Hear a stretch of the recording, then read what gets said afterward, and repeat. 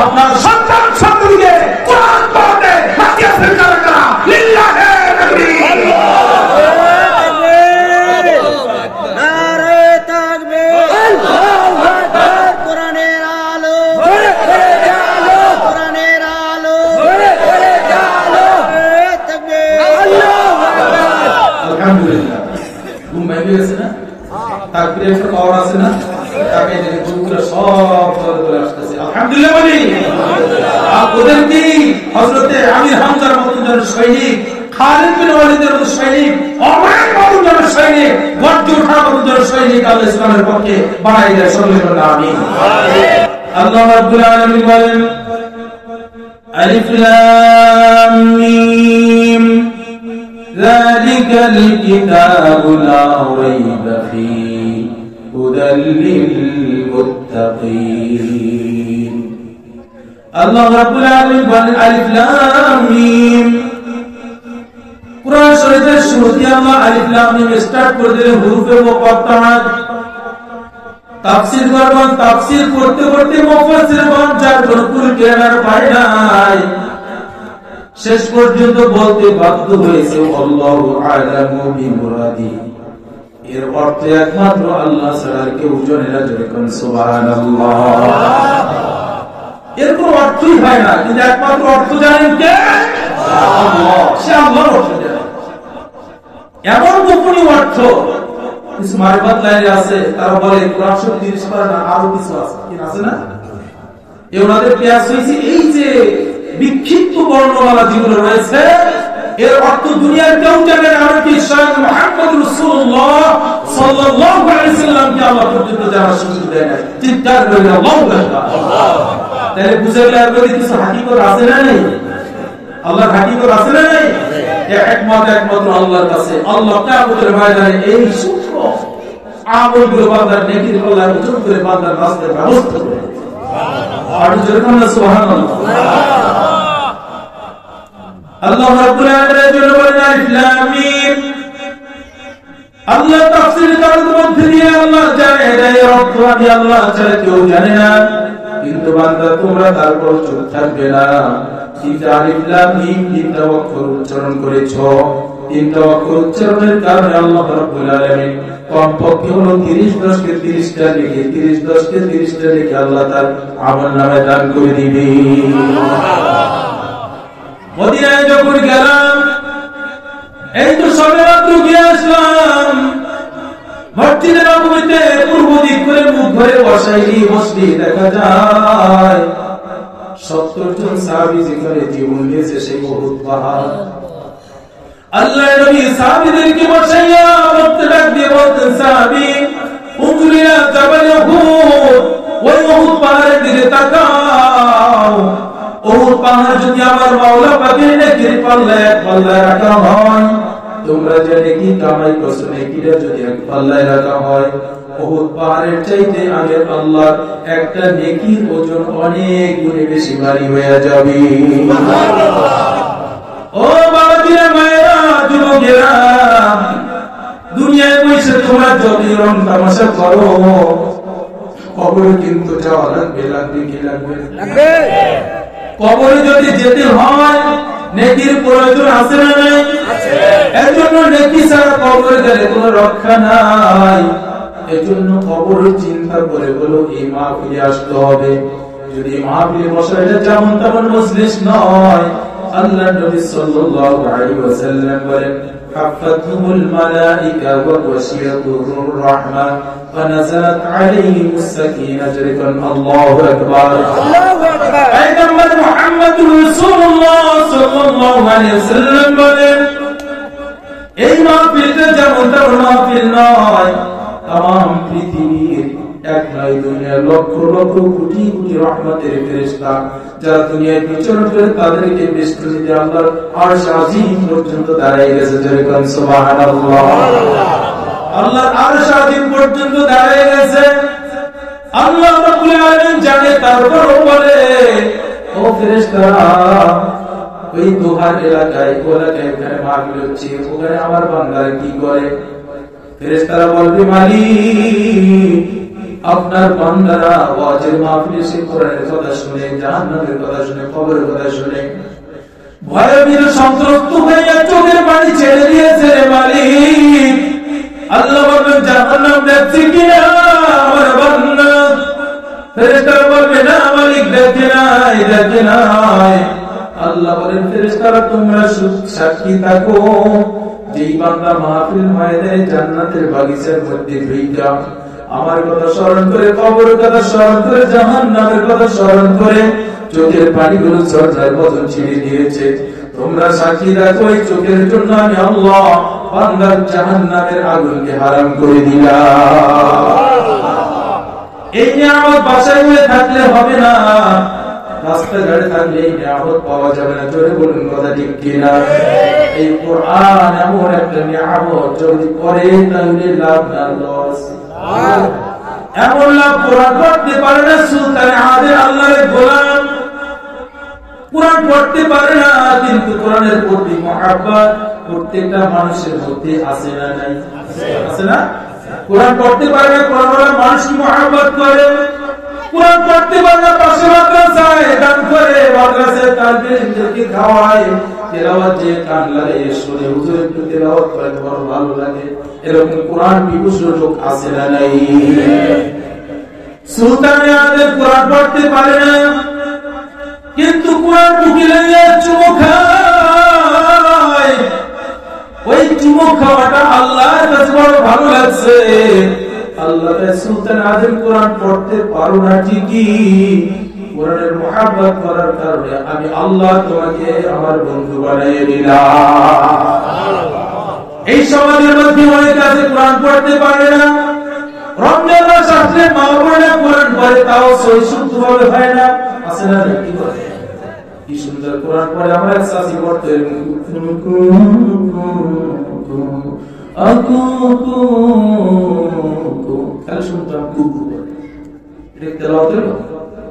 কিন্তু পড়তে পারে না ঠিকই, কিন্তু হুমুতু করে। কি করে? কোরআন সামনে নিয়ে আল্লাহ তাই ওই বাহানাটা আমার কাছে ভালো লাগছে, এর অনুসারে আমি আল্লাহ তাকে মাফ করে দিই। সুবহানাল্লাহ। আল্লাহর গোলাম সুলতান আদেল কাঠুরি কাঠ কেটে কেটে দিনের পর দিন ক্লান্ত পরিশ্রান্ত হইয়া রাতে আসার নামাজ পড়ে বাসায় ফিরে কোরআন ছাড়তো না, কোরআন হাতে লইত, কোরআন হাতে লইয়া তেলাওয়াত করতে পারতো না, লাইনে লাইনে হাত বুলাইয়া দিত। আল্লাহ বলে এই বাহানাটা আমার কাছে ভালো লাগছে, ও সুলতান আদেল তুই যেমন তেমন মানুষের কাছে দারিদ্রতার মধ্যে থাকতে পারো, অভাবের সংসারের মধ্যে থাকতে পারো, আমি আল্লাহ তোকে বড় দামি বানিয়ে দিলাম। আল্লাহ আমার কাছে তুই বড় দামি ইজ্জত আলা। মরার পর পরে আমি আল্লাহ তোর জানাজার আমাদের 70,000 ফেরেশতা আমি আল্লাহ পাঠাইয়া দিব। মৃত্যু ব্যক্তির পাশে বসে অনেকে শুধু ক্যামেরা বদলে ক্যামেরা ছবি ভালো কেমনে মরে, এরকম পাগল আছে না? কিভাবে বাবা মারা যায়, কিভাবে মা মারা যায়, ক্যামেরা লইয়া ব্যস্ত। অথচ আল্লাহর নবী বলেন মৃত্যু ব্যক্তির পাশে বসে কোরআনুল কারীমের মধ্যে সূরাতুল ইয়াসিন যদি পাঠ করা হয়, পাঠরত অবস্থায় ওই লোকটা যদি মৃত্যুবরণ করে, সূরাতুল ইয়াসিনের মধ্যে যতটা হরফ আছে, যতটা নক্তা আছে, যতটা জের জবর আছে, কত হাজার কত লক্ষ রহমতের ফেরেশতা তার জানাজা নামাজে শরীক করে যাবে। ও মায়েরা কান খাড়া করে শুনো, আজকে তো বাসার মধ্যে কোরআন তেলাওয়াতের গন্ধ পাওয়া যায় না, শুধু ইউটিউবের মধ্যে ঢুইকা বিভিন্ন রকমের বিভিন্ন চ্যানেল দেখে, চ্যানেল পাল্টায়, চ্যানেল দেখে, ঘুমাইতে ঘুমাইতে রাত 2টা বাজে যায়। যখন ঘুম যায় ফজর আজান হয়, তখন সে ঘুমের বিভোর থাকে, কোন ফজরের কখন খবর রাখে না, এরকম আছে না নাই? কিন্তু অ্যান্ড্রয়েড সেট যাদের মধ্যে ঢুকছে, ওই ঘরের মধ্যেই আল্লাহর কসম শুরু হয়ে গেছে। কি বলে? সন্তানের এরকম কি অবস্থা? 5 জন সদস্য যদি থাকে, একজন বাবা যদি বিদেশ থাকে, বড় ভাই বিদেশ থাকে, 5টা অ্যান্ড্রয়েড সেট তার রুমের ভিতরে ঢুকছে, 5 জনে 5 রুমে বসে 5 রকমের চ্যানেল ঘুরাই আটাকে। এরকম বাবা আছে না নাই? বরকত আসবে কি করে? ভাইরা আমার, বন্ধুরা আমার, সুলতান আদেল অভাবের সংসার অসুস্থ হয়ে পড়লো, এবার ছেলেমেয়েরা কান্নাকাটি করে, বাবা তুমি আমাদের সম্বল, তুমি যদি চলে যাও অভাবের সংসারে হাল দিয়ে ধরবে। সুলতান আদেম ডাক দিয়ে, মা তোরা কান্দিস না, আমাদের অভিভাবক হলো আমাদের আল্লাহ। ঠিক কিনা বলো? অভিভাবক কে? আল্লাহ। সূরাতুল ফাতিহার মধ্যে 5 ওয়াক্ত নামাজের মধ্যে আমরা পড়ে থাকি, ইয়্যাকা না'বুদু ওয়া ইয়্যাকা নাস্তাঈন। আল্লাহু আকবার। হে আল্লাহ, তোমার গোলামি করতেছি, তোমার ইবাদত করতেছি, আর তোমার কাছে সাহায্য চাই। আল্লাহ বলেন একবার, দুইবার, আর তিনবার না, দৈনিক 5 বার প্রত্যেকটা রাকাতে নামাজে সূরাতুল ফাতিহা লাগে কি লাগে না? লাগে। সূরাতুল ফাতিহা প্রত্যেক রাকাতে নামাজে পড়া ওয়াজিব। যদি তো সূরাতুল ফাতিহা না পড়ে, সিজদা সুব যদি না দেয়, তার নামাজ বরবাদ হয়ে যায়, বলেছেন পয়গম্বর মুহাম্মদ রাসূলুল্লাহ সাল্লাল্লাহু আলাইহি ওয়াসাল্লাম। যতবার সূরা ফাতিহা পড়বে ততবার তার মধ্যে প্রশংসা কার? আল্লাহ। রবের প্রশংসা, সেখানে রবের আশ্রয় চাই, রবের সাহায্য চাই, রবের কাছে সবকিছু চাওয়া রবের কাছে। ওই রব আমাদের অভিভাবক যদি হয়ে যায়, দুনিয়ার কোন মানুষ তার একটা প্রশ্ন পর্যন্ত ক্ষতি করতে পারে না। যেরকম কথা ঠিক কিনা? মূল আলোচনায় চলে আসবো। ভূমিকায় বেশি সময় থাকবো না, কারণ সময় কম, শীতের রাত। কিন্তু আল্লাহ তো সুন্দর একটা আবহাওয়া দিয়ে দিলেন, না শীত না গরম। যেরকম কথা ঠিক কিনা? আল্লাহর প্রশংসা আরেকবার করি, আলহামদুলিল্লাহ। আল্লাহর বান্দা নবীর উম্মত সুলতানদের সান্ত্বনা দিচ্ছে সন্তানদেরকে। জুড়ে দেখবেন আপনাদের বাসা বাড়িতে আগের কালে যারা কাজকর্ম করছে, তাদের এখন সম্পদের আর কোনো শেষ নাই, কিন্তু যাদের বাড়িতে কাজ করছে তারা অভাবের হাল ধরছে। এরকম আছে না নাই? কেন? কারণ সংসারে যাদের সচ্ছলতা থাকে, টাকা অহংকার, জমিজমার অহংকার, এই অহংকার করতে গিয়ে তাদের পতন ঘটে। আর গরিব যারা থাকে তাদের শুধু একমাত্র তাওয়াক্কুল থেকে আল্লাহর উপরে, যে আল্লাহর উপরে তো রেখে গেলাম। এই কথাগুলো বলার কারণে আল্লাহ বলেন অপেক্ষা কর, সবর কর, ধৈর্য ধর, আমি আল্লাহ তোকে সম্পদশালী বানাই দেব। সুবহানাল্লাহ। ঠিক কিনা বলে? ঠিক। এই জন্যই তারা আজকে হিরো থেকে হিরো হচ্ছে, আর হিরো থেকে অনেকে জিরো করে চলে যাচ্ছে। আল্লাহ সবাইকে হেদায়েত দান করে, সকলে বলে আমিন। সুলতান আদেম কত কদরের মধ্য দিয়ে অন্তিম মুহূর্তে পড়ে যায়। এবার বিবি বলে, স্বামী তুমি যদি চলে যাও, আমাদের কর্মী জায়গায় করি ইমাম সাহেব এসে জানাজা পড়বে কিনা, পায়ে হেঁটে এত দূর পর্যন্ত পাহাড়ের পদদেশে। বলে আমি একজন ইমাম সাহেবের পিছনে নামাজ পড়ি, ওনাকে দাওয়াত দিবা, ওনাকে বলবা, উনি সব কিছু আমার ব্যবস্থা করে দিবে। এরকম কাছে খুব মহাব্বতের মুসল্লি আছে না নাই? অনেক মুসল্লি আছে ইমাম সাহেবের কাছে পরামর্শ করে, সুন্দর পরামর্শ নেয়, পরামর্শ করে কাজ করে, আর তার বুদ্ধি বরকত দিয়ে দেয় কে? আল্লাহ। আল্লাহর বান্দা নবীর উম্মত। এবার সুলতান আদেম বলে, ওই ইমাম সাহেবকে বলবে। এরপর স্ত্রী বলতেছে, স্বামী হে, ইমাম সাহেব যদি না আসতে চায় তাহলে কি অবস্থা হবে? এবার সুলতান আদেম ডাক দিয়ে বলে, স্ত্রী গো, এই পাহাড়ের পদদেশ উল্টা ডাক দিবা, হে সুলতানে আদেমের মালিক, তোমার সুলতানে আদেম দুনিয়ার জমিনে নাই, তার জানাজার কাপড় কাপড়ের ব্যবস্থা করো। আমাকে যে মালিক সৃষ্টি করেছে, ওই মালিক আমার অভিভাবক, ওই মালিক আমার রব, ওই মালিক আমার সব কিছুর ব্যবস্থা করে দিবে। যেরকম সুবহানাল্লাহ। মালিকের উপর কত অগাধ বিশ্বাস, কি ভালোবাসা, কি মহব্বত। কিন্তু আমরা মসজিদে ঢুকলে ছটফট ছটফট করতে থাকি। 2 মিনিট টাইম বেশি হয়ে গেলে ইমাম সাহেব আসতে দেখতে দেরি হলে, কোন ওজোর থাকলে ইমাম সাহেব হুজুর সবাই হয়ে গেছে, মনে হয় ইমাম সাহেব চিনে না, বুঝে না টাইম কয়টা নামাজ, মনে হয় ভুলে গেছে। এরকম বেয়াদবি আচরণ করা যাবে না। এর থেকে হেফাজতে থাকতে হবে, জওয়ানকে এর থেকে হেফাজতে রাখতে হবে, তাহলে কল্যাণ বরকত রহমত দিয়ে দেবেন কে? আল্লাহ। সুলতান আদেমের স্ত্রী দেখলেন সে কিছুটা সময়ের মধ্যেই আস্তে আস্তে মৃত্যু করে ঢুলে পড়তে লাগলো। মৃত্যুর সময় তার জবান থেকে বাইরে হয়ে গেল, লা ইলাহা ইল্লাল্লাহু মুহাম্মাদুর রাসূলুল্লাহ সাল্লাল্লাহু তাআলা আলাইহি ওয়াসাল্লাম। আল্লাহর বান্দা নবীর উম্মত সুলতানদের বিদায় নিয়ে গেল। সত্যিকার অর্থে ইমাম সাহেবের কাছে যাওয়া হয়, গাড়ি করার পথে পায়ে হেঁটে রোদের মধ্যে যাওয়া লাগে। ইমাম সাহেব চিন্তা করলেন এত দূর যাওয়া বড় কঠিন হয়ে যাবে। মেয়েদেরকে ডাকতে বলে, মা আমার ব্যস্ততা আছে, আমি তোমার আপনার জানাজার নামাজে শরীক হতে পারলাম না। মেয়ে দুইটা কাঁদতে কাঁদতে বাবার বাসার কাছে এসে মাকে বলে, মা ইমাম সাহেব তো আমাদের বাসা আসবে না, অনেক দূর, তাই বলে।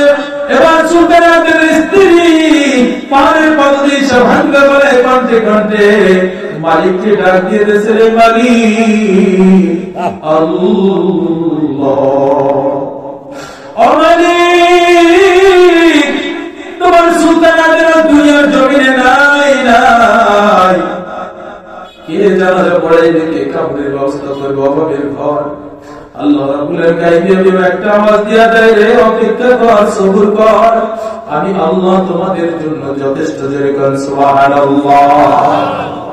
আমি আল্লাহ তোমাদের জন্য যথেষ্ট, তোদের কোনো চিন্তা নাই, তোদের কোনো ভয় নাই, সবুর কর, ধৈর্য ধর। এদিকে বাগদাদের জমিনে ছিল হযরত জুনায়েদ বাগদাদী রাহমাতুল্লাহি আলাইহি।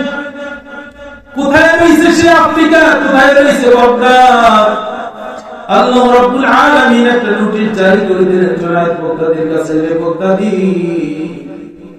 ও জুনায়েদ, আমার এক বন্ধু আফ্রিকায় রয়েছে, ইন্তেকাল করেছে, জানাজা পড়ার মতো কেউ নাই, কেউ নাই, কাপড়ের মতো ব্যবস্থা নাই। এই মুহূর্তে আফ্রিকায় যাইয়া তার জানাজা নামাজ পড়ার ব্যবস্থা করে দাও। জোরে বলুন সুবহানাল্লাহ। এটা সম্ভব? আল্লাহর পক্ষে সম্ভব, কোন মানুষের পক্ষে সম্ভব না। চিৎকার বলুন করা ঠিক না? এই জন্য তো রসুলের সুন্দর চাঁদে অনেক বিজ্ঞানের যুগে বিজ্ঞানীরা নবীর আগমনকে, নবীর ঊর্ধ্বগমনকে, মেরাজকে অনেক অস্বীকার করে। যে আগুন, যেখানে অক্সিজেন নাই, বিমান হাজার হাজার ফুট উপরে উঠলে অক্সিজেন সঞ্চালন করে এমন বাস্ট হয়ে যায়, মারা যায়, সেখানে অক্সিজেন ছাড়া, কোন রকমের রকেট ছাড়া, কোন রকমের যানবাহন ছাড়া আল্লাহর নবী আল্লাহর সাত আকাশ পাড়ি দিয়ে আল্লাহর সাথে দেখা করে আসছে। এটা অসম্ভব, অযৌক্তিক। চিৎকার করে বলেন নাউযুবিল্লাহ। আল্লাহ যদি পারে সবকিছু করতে পারে, কি পারে? 100 বার পারে, তাতে কোনো সন্দেহ নেই। বাগদাদের জমিনে হযরত জুনায়েদকে দিয়ে বলে, আল্লাহ, জুনায়েদ বলতে, জুনায়েদ এই মুহূর্তে যাও, যাও আফ্রিকার জঙ্গলে আমার এক বন্ধু, আমার এক দোস্ত সবে মাত্র ইন্তেকাল করেছে, তার জানাজার তুমি ব্যবস্থা করবা, কাপড় পরানোর ব্যবস্থা করবা। জুনায়েদ বাগদাদীর সাথে দেরকে ডাক দিয়ে বলে, সাথী ভাইরা, সামনে আর ভাগার কোনো সময় নেই, পথ নাই। এই মাত্র আল্লাহ রাব্বুল আলামিন আমার কাছে ইলহাম এসেছে, টেলিফোন আমার কাছে ইলহাম এসেছে, আল্লাহ রাব্বুল আলামিন বলতে যাচ্ছে এখন আফ্রিকার জঙ্গলে যাইতে হবে। সাথীরা বলে, হুজুর আপনার মাথা খারাপ হয়ে গেছে নাকি? কোথায় রয়েছে? ইরাকের বাগদাদ। আর কোথায় রয়েছে আফ্রিকা? কেমনে যাইব? বলে, কেমনে যাইব এটা আমাদের ব্যাপার না, আল্লাহ বলছে রওনা করো, কুসরের দায়িত্ব হচ্ছে আমার আল্লাহর। জয় বলেন সুবহানাল্লাহ। এটা হলো আল্লাহর কুদরত, কাদের কুদরত, রাতে দারে বার কামাল, কাদের কুদরত, রাতে দারে বার কামাল, أنت حسبي أنت جسمي ذو الجلال, তুমি কাদের জলিলুল্লাহ জাহাদার, বাহার মালিক বাশিবা খোদাদার। চিৎকার করে বলি মারহাবা। কষ্ট হচ্ছে আপনাদের? চলবে তো? আর জোরে বলে চলবে? সবাই বলে আল্লাহু আকবার, আল্লাহু আকবার, আল্লাহু আকবার। আসলে ওয়াজের শুরু তো করি না, কেবল ভূমিকা আছে। এই কথাগুলি সূরা আসরের মধ্যে ঢুকবে ইনশাআল্লাহ। সেই সময় আপনি থাকবে তো ইনশাআল্লাহ? আমার ভাগ্যে যাইব না, যদি প্রস্তাব ধরে আস্তে আস্তে যায়, সমস্যা নেই, ঠিক আছে। কিন্তু সবাই দলবদ্ধ ভাবে দেখতে অসুন্দর লাগে। এই গামছা, বসেন বসেন, এই গামছা যাই, গামছার মাপ না, হ্যাঁ বসেন। আল্লাহ আল্লাহ আল্লাহ আল্লাহ। আল্লাহ জানাই দেয়, এবং জুনায়েদ তোমার কাজ তুমি করো, আমি আল্লাহ আমার কাজ আমি করব। হ্যাঁ, এইজন্য আল্লাহর নবী সাল্লাল্লাহু আলাইহি ওয়াসাল্লাম বুখারীর বর্ণনায় বলেন, বান্দা যখন কোনো বিপদের মধ্যে পড়ে, কোনো সমস্যার মধ্যে পড়ে, তখন যদি সালাতুল হাজত নামাজ পড়ে বারবার আল্লাহর কাছে সাহায্য চায়, দেখতে যে কোন দিক থেকে কোনো সাহায্য আসতেছে না, আল্লাহ বলেন বান্দা তুমি নৈরাশা হইও না, তুমি যেই পথে আছো সেই পথ ছাড়িও না। তোমার কাছে যখন সব চেষ্টা মুজাহিদা শেষ, আমি আল্লাহ আমার রহমত ওখান থেকে শুরু হবে। জয় করেন সুবহানাল্লাহ। বুঝছেন, খেলাটা ফাইনাল খেলা। তোমার চেষ্টা মুজাহিদা যখন শেষ, তখন আল্লাহ রহমত আকাশ ফেটে বান্দার জন্য রাজি হয়ে যাবে। চিৎকার করে সুবহানাল্লাহ। আমরা ওয়াক্তি একবারে মসজিদে কিছু দিলে হুজুর এত দেওয়া দেয়, মসজিদে কোনো দোয়াই তো কবুল হয় না। কি দিয়েছেন, ঘোড়ার ডিম দিয়েছেন মিয়া? একজন ইমামের বেতন আর কয় টাকা দেন মিয়া? নিজের সন্তানের পিছনে হাজার হাজার টাকা 20,000 খরচ হয়ে যায় যদি বিদেশে একটু পরে, এদিক সেদিকে একটু পরে। আর ইমাম সাহেবের বেতন 10-12 হাজার টাকা। আবার করে যে আমি ইমাম সাহেব বলছি, আপনাদের ইমাম সাহেব অত্যন্ত ভাগ্যবান এবং আপনারাও ভাগ্যবান। এত বছর সার্ভিস দিয়ে একবার নিজেকে ধন্য মনে করতেছে। সকল মিলে আলহামদুলিল্লাহ। ইমাম সাহেব এখানে যারা আছেন তাদের সকলকে আল্লাহ যেন হায়াতে ইবাদত দান করেন। মুসলিমরা যেরকম সন্তুষ্ট আছে, এরকম সন্তুষ্টি থেকে খেদমত যেন আরো দ্রুত সহজ করতে পারে, আল্লাহ সেই তৌফিক দিয়ে দেন। ইমাম সাহেবের বেতনটা যেন আরো বাড়াবার মতো মন মানসিকতা কমিটি এবং এলাকাবাসীর পক্ষ থেকে আরো যেন ডাবল করা হয়, আল্লাহ সেই তৌফিক দান করে। সকল মিলে আমিন। আল্লাহর বান্দা নবীর উম্মত জুনায়েদ বগদাদি ডাক দিয়ে বলে, আমাদের কাজ আমরা করি, আমার আল্লাহর কাজ আমার আল্লাহ করবে। সঙ্গে সঙ্গে জুনায়েদ বগদাদি ডাক দিয়ে বলে, সাথী ভাইরা তোমরা চোখগুলো বন্ধ করো। এই জন্য মুরাকাবা মুশাহাদা করতে হয়। না মরিয়া জীবিত থাইকেও মরার ভান করে দেখতে মরলে কেমন অবস্থাটা হইবে, কি কর মরলে কেমন অবস্থা হইবে, চোখগুলো বন্ধ করে দেখে বলে মুশাহাদা, মুরাকাবা মুশাহাদা। মুরাকাবা করতে করতে তুমি যখন এমন একটা পর্যায়ে চলে যাইবা, জাহিরি চক্ষু বন্ধ করলে তোমার বাতিনি চক্ষু খুইলা যাইবে। সুবহানাল্লাহ। কোথায় কি হয় তুমি সবকিছু বলতে পারবা, সুবহানাল্লাহ। কিন্তু আমরা অন্তর্চক্ষু দিয়ে সব দেখতেছি, অন্তর্চক্ষু দিয়ে বলতে পারি না, বাতিনি চক্ষু আমরা বলতে পারি না। এই জন্য যে যে হক্কানি পীরের হাত ধরিয়া যারা বয়াত গ্রহণ করেছেন, ওই তরিকার নাসিরা তরিকা সুন্দর মতো চালিয়ে যান, দেখবেন ওই তরিকার ফয়েজ বরকত রহমত বরকত পাওয়ার কারণে আপনার অন্তর্চক্ষু মহান আল্লাহ খুলে দিবেন। জয় করেন সুবহানাল্লাহ। আল্লাহর বান্দা নবীর উম্মত জুনায়েদ বগদাদি ডাক দিয়ে বলে, চক্ষু বন্ধ করো, চক্ষু বন্ধ করো। চক্ষু বন্ধ করলেন, কদম দিতে লাগলেন। আল্লাহ রাব্বুল আলামিন সঙ্গে সঙ্গে জমিনকে একটা অর্ডার করছে, কোন কি বলছে, কোন কি হওয়া লাগবে, রাস্তাটা ছোট বানানো লাগবে, ফায়াকুন। আল্লাহ যেভাবে চাইলেন সেভাবে হয়ে গেল। জুনায়েদ বগদাদি দেখেন, এক নয় দুই নয় আড়াই কদম দেওয়ার সঙ্গে সঙ্গে আফ্রিকার জঙ্গলে চলে গেছে। জয় করেন সুবহানাল্লাহ। ইসকি নাই, ইসকি নাই, সুবহানাল্লাহ। হ্যাঁ, ইসকি নাই মনে হয়, এটা ইসকি দিয়ে বলতে হবে সুবহানাল্লাহ। প্রত্যেকের জান্নাতের বাসার মধ্যে এক একটা সুবহানাল্লাহ বলার কারণে এক একটা ছায়াদার ফলদার বৃক্ষ রোপণ করে দিবেন কে? আল্লাহ। হুজুর এত হাজার হাজার সুবহানাল্লাহ কইয়া এত গাছের ফল খাইবে, আরে মিয়া তোমার তো টন লাগবে। আল্লাহ তোমার আদম আলাইহিস সালাম তো সূরা দেবে, শব্দ ভাত, হেরেম থাকবে পেট, হেরেম থাকবে হাত, হেরেম থাকবে বডি, হেরেম থাকবে মুখ, হেরেম থাকবে হাত, সব কিছু আল্লাহ করবে। টন খাবার নিজেরই লাগবে, কি কর তাই মিয়া সুবহানাল্লাহ কেন টন খাবার পাওয়া যাবে না মিয়া? হ্যাঁ, এটা জোরে সরে কই দেবে, আর একটু জোরে সরে করলে মুহাম্মদ সুবহানাল্লাহ। এবার আল্লাহর কসম, আল্লাহ গাছ লাগাই দিয়েছে। সকলে বলে আলহামদুলিল্লাহ।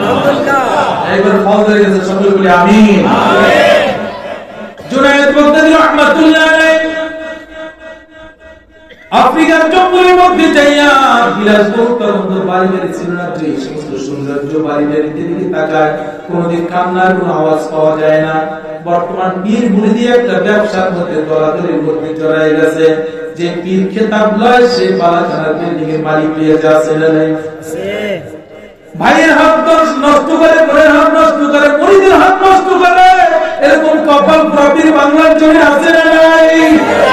কিন্তু এদের থেকে আল্লাহ আমাদেরকে যেন হেফাজত করে সতর্ক না আমিন। হযরত জুনায়েদ বাগদাদী রাহমাতুল্লাহ আলাইহি বারাকানাও পায় না, সুন্দর কোনো ঘর বাড়ি পায় না। আল্লাহ রাব্বুল আলামিনের ওই গোলাম দুবাইয়ের একটা ঝুপড়ির মধ্যে পাহাড়ের পাদদেশে, এই ঝুপড়ির মধ্যে পাহাড়ের পাদদেশে কান্নার আওয়াজ আসতেছে। জুনায়েদ বাগদাদী হাঁটিয়ে পা পা করে ঝুপড়ির কাছে যাইয়া ডাকতেছে, বাসার মধ্যে কে আসো, সামনে বাড়ো, এখানে কি সেই সুলতান আদিল মারা গেছে বলে? হ্যাঁ। আপনারা তারা বলে আমি জুনায়েদ বাগদাদী বাগদাদ থেকে এসেছি। কথা শোনা মাত্র তার স্ত্রী অর্থাৎ সুলতান আদিল স্ত্রী আশ্চর্য হয়ে জবান দিয়ে বাইরে হয়ে গেল, সুবহানাল্লাহ, সুবহানাল্লাহ, আলহামদুলিল্লাহ, লা ইলাহা ইল্লাল্লাহ। সুলতান আদিলের লাশ ঘর থেকে বাহির করা হইল।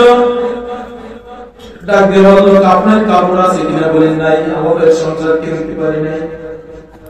এবার জুনায়েদ বাগদাদী চিন্তা করলাম, আমার মাথায় বড় একটা পাগড়ি স্বয়ং মদিনাওয়ালা নবী আমাকে স্বপ্নে থেকে পরাইয়ে দিয়েছে। জয়গান সুবহানাল্লাহ। বিশ্বাসযোগ্য হয়?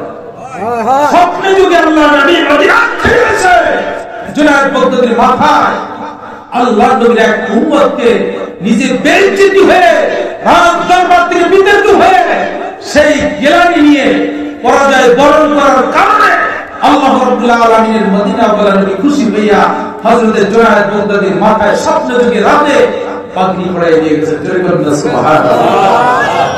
এই ঘটনা অনেক বড়, এদিকে আর আলোচনা করতে গেলে আমরা এদিকে চলে যাই, এদিকে আর যাবো না। সেই স্বপ্ন যুগে সেই পাগড়িটা জুনায়েদ বাগদাদীর মাথায়, জুনায়েদ চিন্তা করে না, মা টেনশন করে না, আমি কাপড়ের ব্যবস্থা করে দেব। চিৎকার করে আল্লাহু আকবার। আল্লাহ বান্দা নবীর উম্মত জুনায়েদ বাগদাদী লাশ ঘর থেকে বাহির করে গোসলের ব্যবস্থা করলেন। এখন জানাজা নামাজ পড়া হবে। এমন সময় থেকে জুনায়েদ বাগদাদীর চাইতেও বড় একজন হুজুর তার সামনে হাজির হয়ে গেছে। জোরে বলুন সুবহানাল্লাহ। এখন আমি যে অবস্থায় আছি, এখানে যদি অত্র এলাকার সুনামধন্য শাইখুল হাদিস যদি এসে হাজির হয়, নিশ্চয়ই তার সম্মান জামাত ও দাঁড়াতে হবে, ঠিক কিনা? দাঁড়াতে হবে না? তার একটা সম্মান, তার একটা ইজ্জত। এই কারণে জুনায়েদ বাগদাদী দেখতেছি এমন একজন আল্লাহ গোলাম যার চেহারার মধ্যে নূর চমকাইতেছে। আল্লাহু আকবার। যার চেহারার মধ্যে নূর চমকাইতেছে। জুনায়েদ বাগদাদী তাকে কথা বলার সুযোগ দিচ্ছে না।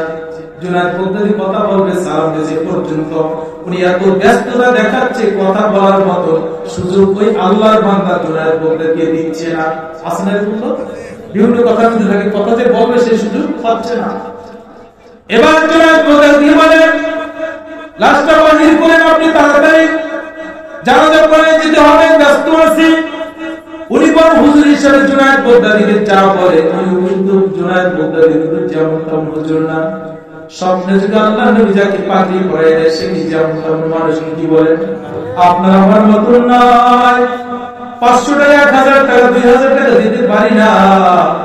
জুনায়েদ বাগদাদী তার জীবন থেকে বীর বিক্রমটার নামটা মুহূর্তের মধ্যে মুছাইয়া দিয়েছে এবং হাজার হাজার লক্ষ লক্ষ মানুষের কুদু এবং গেরানি নিজে বহন করে নিয়া আল্লাহ নবীর উম্মতকে জিতাইয়া দিয়েছে। জোরে বলুন সুবহানাল্লাহ।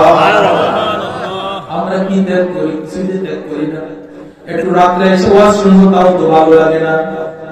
কেন ভালো লাগবে? প্রত্যেকটা মানুষের রূহটা তেমন হয়ে গেছে, অসুস্থ রোগী অসুস্থ হয়ে গেছে। আল্লাহ রাব্বুল আলামিন বলেন, ফি কুলুবিহিম মারাদুন ফাযাদাহুমুল্লাহু মারাদা। এই প্যারামার রূহ বা কলব নিয়ে যদি আপনারা এই মজলিসে চলাফেরা করেন, যদি চিকিৎসা না করা হয়, ফাযাদাহুমুল্লাহু মারাদা, আল্লাহ সেই রূহটার ব্যারাম আরো বাড়াইয়া দেবে। শেষ পর্যন্ত ক্যান্সার, শরীরের ক্যান্সার হবে না, রূহের ক্যান্সার হবে। ক্যান্সার হতে হতে রূহ একবারে মরে যাবে। শেষ পর্যন্ত নাস্তিক মুরতাদ হয়ে তাদের সাথে হাঁটবে, আল্লাহ ওয়ালা মানুষের সাথে কোনো সম্পর্ক তাদের থাকবে না। যেরকম কথা ঠিক কিনা? এজন্য রূহ প্রত্যেকটা মানুষের তরুণতা রাখার জন্য হক্কানি পীর মাশায়েখের ওজিফা জিকির অবশ্যই আদায় করতে হবে, ঠিক কি না বলো? আল্লাহর বান্দা নবীর উম্মত জুনায়েদ বগদাদি আসছে, আমাকে অর্ডার করছে, হুকুম করছে। জুনায়েদ বগদাদি মুখ বন্ধ করে সহ্য করে সবকিছু করতেছে। হাতে গোনা জুনায়েদ বগদাদির সাথে কয়েকজন লোক আর মাত্র উনি, এছাড়াও নতুন তেমন জানাজার মধ্যে কোনো লোক নাই।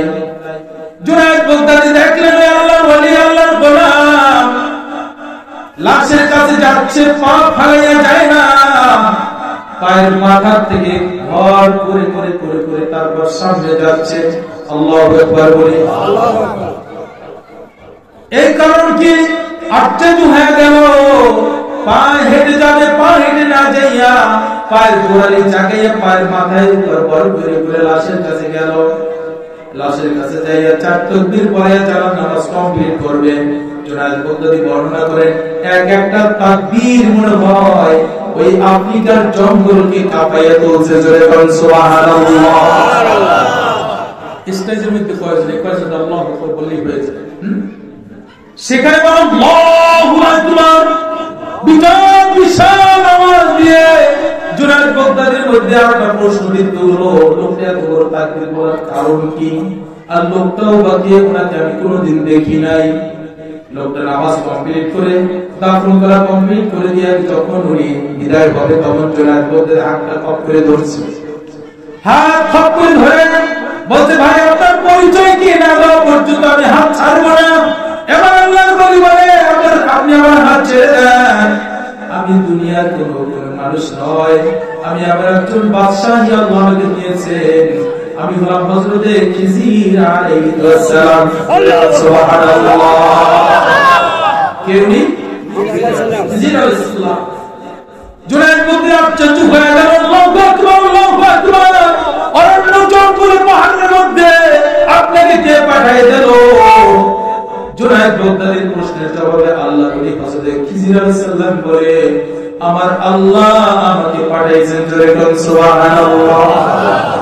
লোকটা কোন দামি কোন মন্ত্রী না, মিনিস্টার না, কোন চেয়ারম্যান না, মেম্বার না, কোন শিল্পপতি না, সাধারণ একজন কাঠুরি, কাঠ কেটে যার জীবনে নির্বাহ করে, এই কোরআনকে ভালোবাসছে, মহব্বত করছে।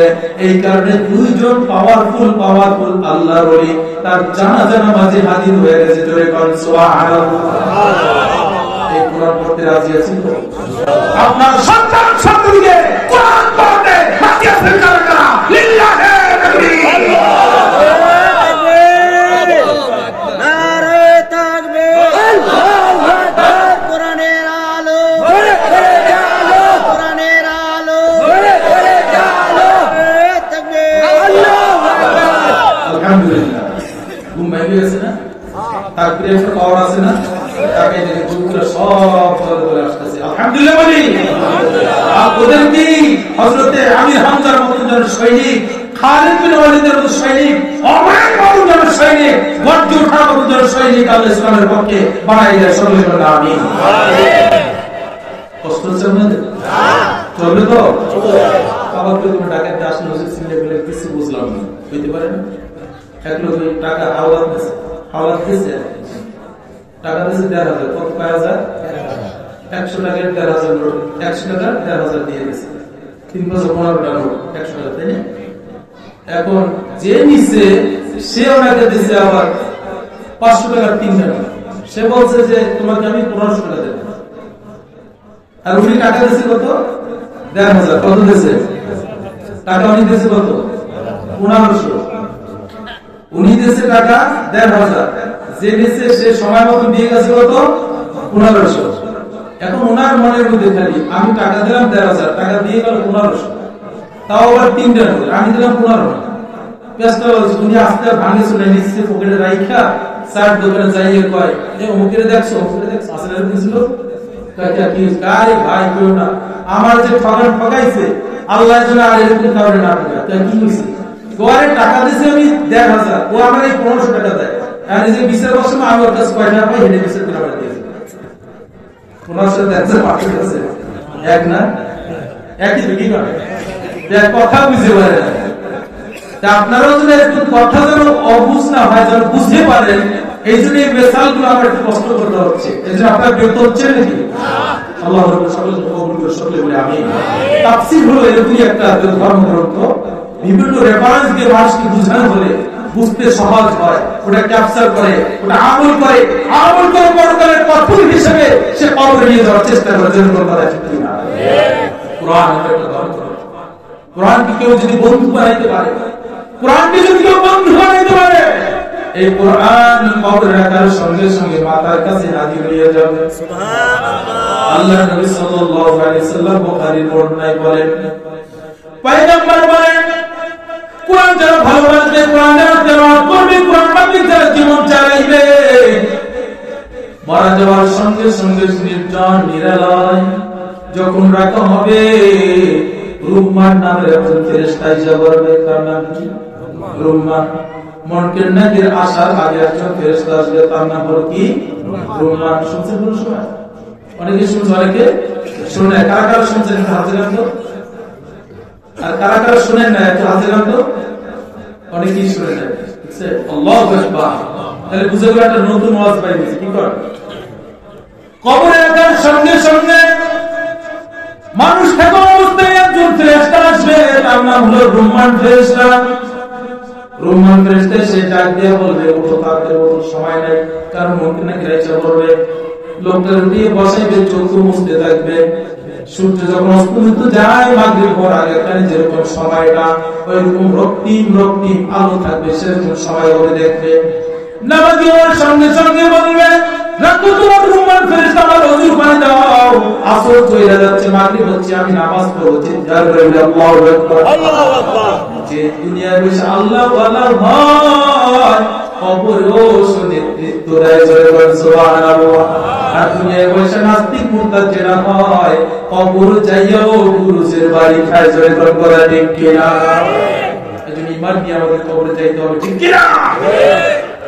আল্লাহর নবী উম্মত পর্দার মায়েরা বলে খেয়াল করে শুনে, রুম্মান ফেরেশতা এসে বলবে, ওঠো। রুম্মান ফেরেশতা বলবে, তাড়াতাড়ি তোমার জীবনের হায়াতের জিন্দেগির শুরু থেকে মৃত্যুর আগ পর্যন্ত সমস্ত কিছু আমার এখানে লিখে দাও। হুজুর লেখুন কোথায়, কাগজ কই? রুম্মান ফেরেশতা থাম করে তার কাপড়ে একটা কাপড়ের টুকরো ছিঁড়ে বলবে, দেখো। বলে, হুজুর কলম কই? বলে, তোমার শাহাদাত আঙ্গুল বাই করো। হুজুর কালিকলম কই? বলে, তোমার মুখের থুতু তুমি লাগাইয়া দাও। শাহাদাত আঙ্গুলে মুখের থুতু লাগাইয়া নিজের কাপড়ের উপর ভালো দিনগুলো, ভালো নেকিগুলো, সুন্দর সুন্দর আমলগুলো লিখবে। এবার রুম্মান ফেরেশতা বলবে, লেখা শেষ? বলে, হ্যাঁ লেখা শেষ। বলে, তুমি খারাপ যে সমস্ত আকাম হুকুম করছো, এগুলো লিখবে, এটা তোর মাফি। এমন তো তো খাই যে ভালো কাজ নিজেকে রেখে দিতে পারে বলে আমি আকাম করছি, পারে না। সহজে সে পায় না রিমান্ডে দেওয়ার জন্য বড় একটা গুজ্জু বাইর করবে আগুনের, যে ওয়েট আর যে ভয়ঙ্কর চেহারা দেখা রুম্মান ফেরেশতা হুঙ্কার দেওয়ার সঙ্গে সঙ্গে যত আকাম কুকাম যা করছে সব হায়াতে জিন্দেগির কাপড়ে নিচে রেখে দেবে। জয় গান সুবহানাল্লাহ। এই কবরে রাইকা মাটির চাপা দিয়া দিতে যতটুকু সময়ের মধ্যে এরকম শুরু হয়ে যাবে। আল্লাহু আকবার বলে, ও বাবারা, একটু কবর কথা চিন্তা করে একটু চোখ দিয়ে বন্ধ করে দেখো। বাড়ি কত কিছু করি, কবরের সাথে আমার কেউ হবে না। কত ভাইয়ের হাত পড়ে নষ্ট করলাম, কত স্ত্রীকে আমি অত্যাচার করলাম, নির্যাতন করলাম, কত বোনের হক নষ্ট করলাম, মেয়ের হক নষ্ট করলাম, কুকুর হক নষ্ট করলাম, কিন্তু কবরে আমার খালি হাতে যাইতে হলো। জোরে কথা ঠিক কিনা? রুম্মান ফেরেশতা বলবেন, ওইখানে একটা কাঠুরি বানাই, একটা পুতুলের মতো বানাইয়া ওই মৃত্যু ব্যক্তির গলার মধ্যে ঝুলে দিয়ে বলবে, যাও এভাবে থাকো, ইয়াউমাল কিয়ামা, কিয়ামত পর্যন্ত তুমি থাকবা। এটাই হলো তোমার আমলনামা। জোরে বল সুবহানাল্লাহ। এই আমলনামাটা যার ভালো হবে, ডাইন হাতে আমলনামা দিবে, আল্লাহ বলবে, যারা ডাইন হাতে আমলনামা পেয়েছো, ওই বান্দা আমার ভাগ্যবান ব্যক্তি, যাও তাদেরকে আমি আল্লাহ বিনা হিসেবে জান্নাতে যাওয়ার পারমিশন দিয়ে দিলাম। জয় বল সুবহানাল্লাহ। আর যাদের আকাম কুকাম বেশি থাকবে, মুখটা ফাইরা লক্ষ লক্ষ কোটি কোটি মানুষের মধ্যে অপমান অপদস্থ কইরা বাম দিকে ফিরে পিছন থেকে তার ওই আমলনামাটা খুলে হাতে দেওয়া হবে। সকলে কন্যা নাউযুবিল্লাহ। ও আল্লাহর বান্দা নবীর উম্মত, এজন্য কবরে যেতে হবে। এরকম আমল গঠন করে যদি সুলতান আদমের মতো যদি যাওয়া যায়, তাহলে তার জীবনটা হবে সফল। জোরদার করা ঠিক কিনা? হযরত জুনায়েদ বক্তব্যে আশ্চর্য হয়ে গেল, এত কি আমল করেছে। এবার প্রশ্ন করলো, ও আগন্তুক ব্যক্তি হযরত খিজির সাল্লাল্লাহু এই কয়েকজন মানুষ এর মধ্যে এত জোরে তাকবীর বলার কি প্রয়োজন ছিল? জোরে বলেন সুবহানাল্লাহ।